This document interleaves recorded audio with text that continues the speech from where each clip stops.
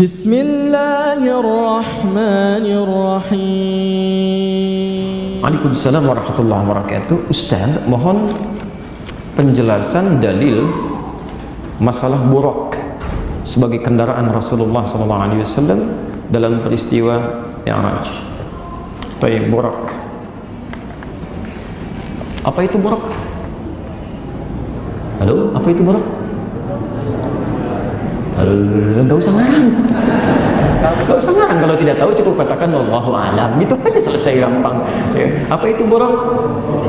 Masya Allah, kok beda dengan yang tadi? Baik, karena minta dalil, kita pakai dalil dulu ya, pakai dalil. Satu Quran surah 17 ayat pertama, posisi paling kiri sebelah atas. Quran surah Al-Isra ayat pertama, satu. Di sini belum ketemu kata buraqnya. Akar katanya di Quran surah kedua Al-Baqarah ayat 20, posisi paling kiri juga sebelah atas, agak sedikit ke tengah. Ya kanul barqu yakhtafu absar. Sudah? Kemudian hadisnya, penjelasan jenis buraqnya di Al-Bukhari nomor hadis 3207, 3207.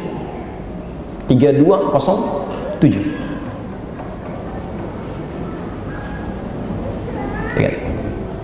Berdoa dulu sama Allah ya, kalau mau nulis sesuatu, belajar sesuatu, minta supaya Anda diberikan ingatan yang kuat, bisa paham, bisa menyerap dengan baik, sehingga mudah untuk diamalkan ya.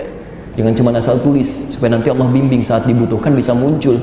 Ya, tadi masih ingat gak hadis tentang sholat hajat? Berapa nomor hadisnya?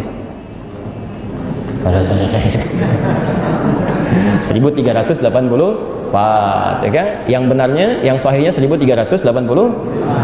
Beda 2 nomor sama plat mobil di depan tuh sebelah kiri, 1387 FB sebelah situ tuh. Baik. Muslim, hadis Muslim nomor hadis 164.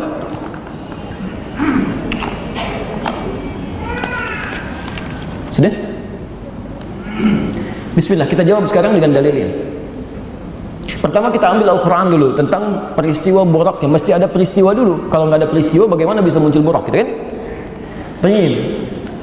Quran surah ke-17 Al-Isra ayat pertama. Bismillahirrahmanirrahim. Subhanalladzi asra bi'abdihi layla. Awas poinnya, layla minal masjidil haram ilal masjidil aqsa alladzi barakna hawlahu linuriyahu min ayatina innahu huwas sami'ul basir.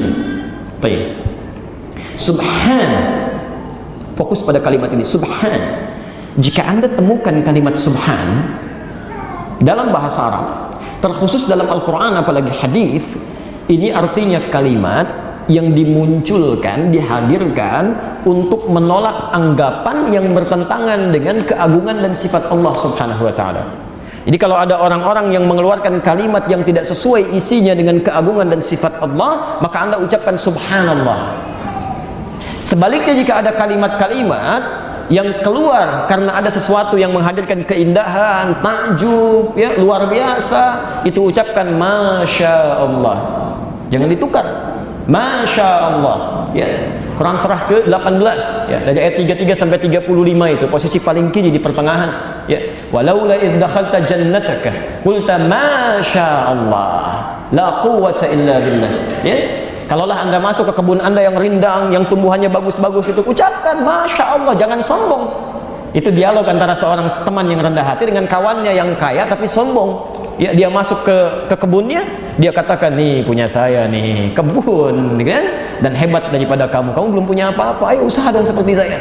Maka temannya meluruskan, yang terbaik ketika kamu masuk, syukuri, ucapkan masya Allah, la quwwata illa billah. Kamu nggak bisa begitu karena Allah tidak menetapkan itu terjadi. Ya, itu yang tepat ya. Jadi kalau ada sesuatu yang bagus-bagus, yang indah, ucapan apa? Masya Allah. Ma di situ itu berarti takjub, ma takjub.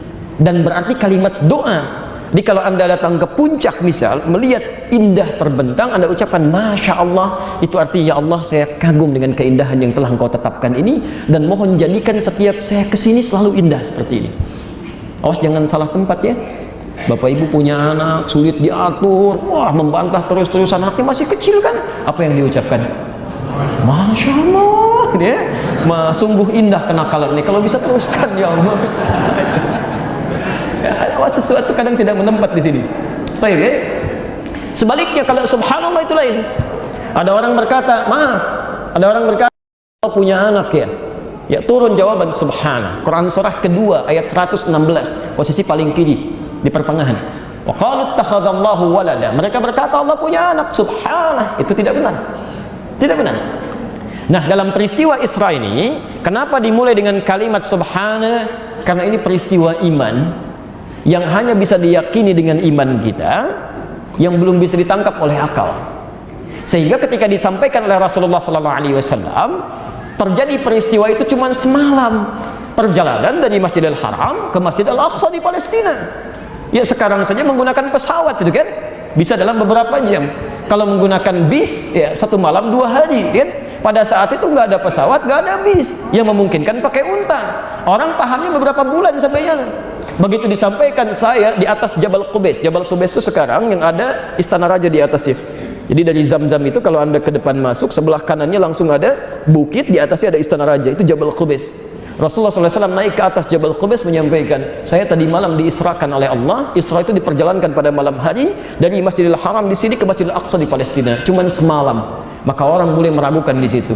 Yang paling senang Abu Jahal. Yang paling senang Abu Jahal. Ini kesempatan untuk menusuk Muhammad SAW. Maka disampaikan, nah terbuktikan sekarang Muhammad itu bagaimana selama ini, maaf, mengibuli kita semua. Gak mungkin itu bisa terjadi ya, saudara-saudara, macam-macam. Akhirnya yang tadinya ragu-ragu menjadi semakin ingkar pada Nabi, yang ingkar menjadi semakin marah pada Nabi, yang yakin pun menjadi ragu kepada Nabi SAW. Kata Abu Jahal, tinggal 1 orang lagi. Kalau 1 orang ini bisa sama menolak klaimnya Muhammad SAW, maka selesai dakwah Islam di kota Makkah ini. 1 orang itu bernama Abu Quhafah, dikenal dengan Abu Bakar. Maka disusullah kemudian ke ladangnya, ke pusat pertaniannya, dikejar kemudian oleh Abu Jahal, dibawa oleh orang ini. Ada apa? Ayo kamu pokoknya dengar aja. Begitu sampai ke tempatnya, kemudian dia katakan, Muhammad sampaikan lagi, ini Abu Bakar mau dengar. Begitu disampaikan oleh Rasulullah SAW, aku diisrakan tadi malam dari Masjidil Haram ke Masjidil Aqsa, cuma semalam tadi. Abu Jahal ketawa, dengar kau Abu Bakar, bagaimana pendapatmu? Lihat kalimatnya, sekalipun Muhammad SAW mengatakan bahwa di belakang bukit ini sekarang ada musuh dan itu tidak terjadi, tetap saya akan percaya pada perkataan Muhammad SAW. Orang yang yakin pada sesuatu yang kebanyakan orang mengingkarinya, itu disebut dengan Siddiq. Maka sejak itulah digelari dengan Abu Bakar As-Siddiq. Abu Bakar As-Siddiq. Saat orang mulai ragu, saat orang mulai ingkar, manusia inilah sahabat Nabi SAW yang membela Nabi di hadapan orang-orang yang telah melecehkan beliau. Kalaupun ada musuh di belakang saat ini dikatakan oleh Muhammad SAW akan menyerang dan tidak terbukti, saya tetap akan percaya pada Muhammad SAW. Bagaimana suasana iman dalam jiwanya? Karena itu kalau ada sesuatu yang belum paham tentang agama, jangan komentar dulu, yakini dulu baru hikmah datang. Itu poinnya ya, yakini dulu, yakin baru hikmah datang. Apalagi nggak ada ilmu kemudian ikut berkomentar, bisa salah fatal nantinya, bisa salah fatal ya. Dari sini teman-teman sekalian, maka turunlah ayat untuk menolak klaim orang-orang yang kemudian melecehkan Nabi, bahkan melecehkan Allah, bahkan menghina Allah. Maka turunlah surah Subhan. Itu tidak benar, itu tidak tepat. Nah, jadi mohon maaf ya, mohon maaf, pelecehan, penghinaan itu bagian yang dialami dalam ujian.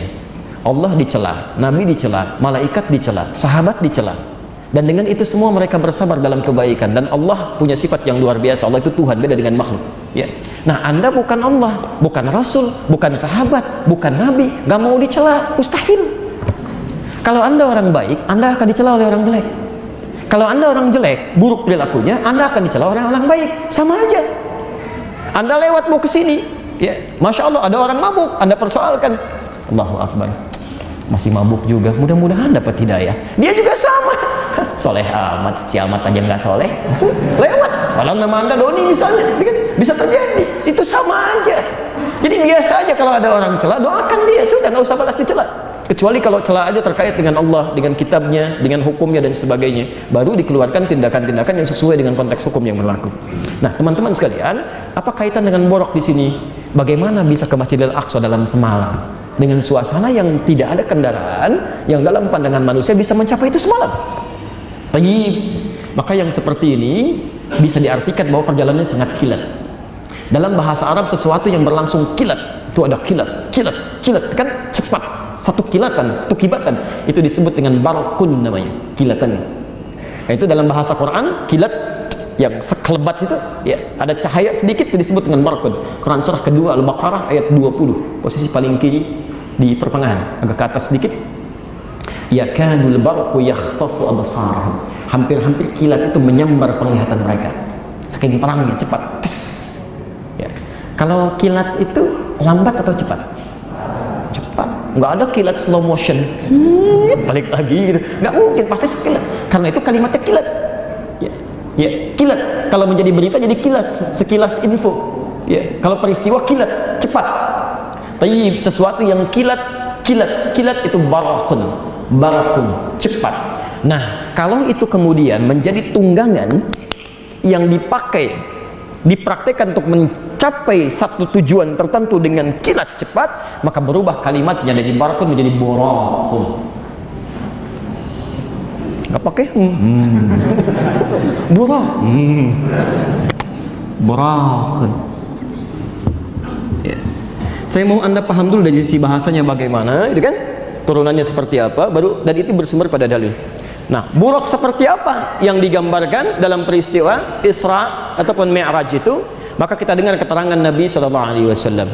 Ya, di hadis riwayat Al-Bukhari, nomor hadis 3207, ditemukan juga di hadis Muslim, nomor hadis 164. Ya, Al-Bukhari, sini Muslim.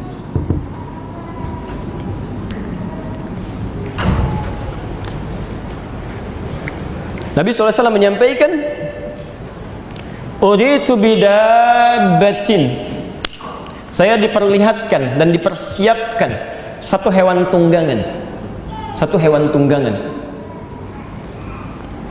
madunal bighal, yang bukan bighal itu campuran antara kuda dengan keledai, ya, peranakan kuda dengan keledai, jadi menghasilkan satu hewan yang cukup tangguh tapi tidak terlalu perawakannya seperti kuda, tidak juga rendah seperti keledai. Madunal bighal, ya, bukan bighal, kuda paling hebat ya pada masanya. Wa fauqal himar, ya, dan yang lebih besar dibandingkan dengan keledai. Jadi tidak setinggi bighal, tidak juga serendah keledai. Disebut oleh Nabi SAW al-buraq, disebut dengan buraq. Bagaimana taunya buraq ini kalau beraktivitas? Dijelaskan di hadis Muslim nomor hadis 164. Maka dia bergerak sekelebat pandangannya. Jadi begitu melihat sampai situ. Ya, misal dari sini melihat pintu gerbang, ya begitu melihat sampai di pintu gerbang. Melihat lagi sampai ke galaksi misalnya kan, sampai ke gapura galaksi, sampai sana. Jadi disebut borak karena kilatannya akan sampai pada tujuan hanya sebatas penglihatan saja. Jadi begitu sampai, begitu lihat, sampai. Ya, itu yang disebut kan borak. Dan itu perkara keimanan. Ya, oh masa sih? Nggak usah pakai masa. Kalau iman itu yakin dulu, baru hikmah datang. Ya, nanti melihatnya di akhirat akan ditampakkan pada kita insya Allah. Ya, silakan mau naik buruk, mau naik macam-macam. Yang penting masuk surga dulu dah. Itu dulu ya. Itu dulu.